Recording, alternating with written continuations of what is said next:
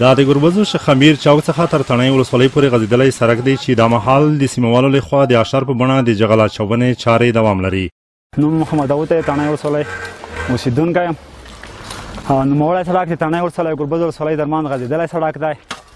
می د تڼۍ ولسوالۍ ځوانونه وتلي د اشر یا د پګاړه په شکل چې موږ نن دا 3 ورځې په دغه سړک نه کور کړی دی. کور پکې او موږ په خپله د خلکو چنده او په خپله شخصي لګښت او موږ کور کې. نوم مې حمید تڼۍ دی، د تڼۍ ولسوالۍ ګربز سره اوسېدونکی. د 3 ورځې کېږي چې دغه سړک نه مې کور کې مثال د خبره لګیا یې خپل مصرفیتونه هم ټول پرې ایښي دي. دغه سړک ته خدای پر خاطر وتلي، فی سبیل الله وتلي. نو موږ خلک نه د غوښتنه کې د سړک ډېر مهم سړک دی، نه یوازې دا چې خیرو په شکل خو خپله وینه چې څومره کاڼ کپر شوی دی. نو د غاټ میټر چې دی په دغه روډ رسي لکه بایپاس حیثیت لري، د سړک ډېر مهم دی. د سیمې اوسېدونکي وایي په دې وروستیو کې یاد سړک خراب شوی چې له امله یې خلکو ته د تګ راتګ پر مهال ستونزې پیدا شوي. اسلامیار زادران یم، په الحال د ګربز ولسوالۍ اوسېدونکی.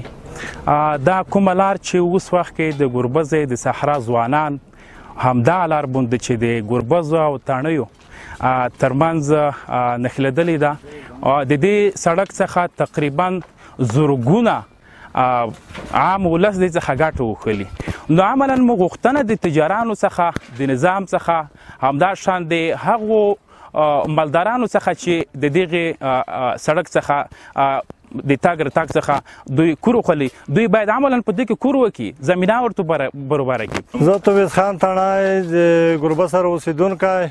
په دا لار موږ خپله کومکي وختایي، بیا ورغلی ولسوال صاحب نه هم اجازه وخوستې ویل به دا چې موږ چې څوک به ویل شي شکایت به وکړو چې یا زورواکي کړو یا کومې شخصي ګټه په خاطر دی لګیا دي، هغې اجازه ورته وکړه. موږ یې پیدامنه دا غوښتنه لري چې موږ سره کومک وکړو، ګلډر وکړو، مشندري وکړو. د کلي خلک نه د ولس نه دا که 100 روپۍ واچوي که 10 روپۍ واچوي چې باید موږ سره وکړو. موږ د 4-5 ورځې په شخصي لګیا یې، نه چا 10 روپۍ ورکړي دي ورکوي یې هغه ډنټره کې د خفارې هلته هغه ته پیره کوي. موږ چا نه مزدورات څه نه دي غوښتي.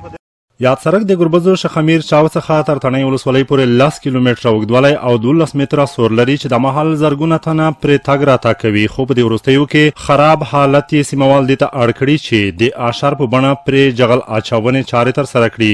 دوی د چارو ښه ترسره کېدو په پار د اړونده ادارو او تجارانو لاسنیوی اړین بولي.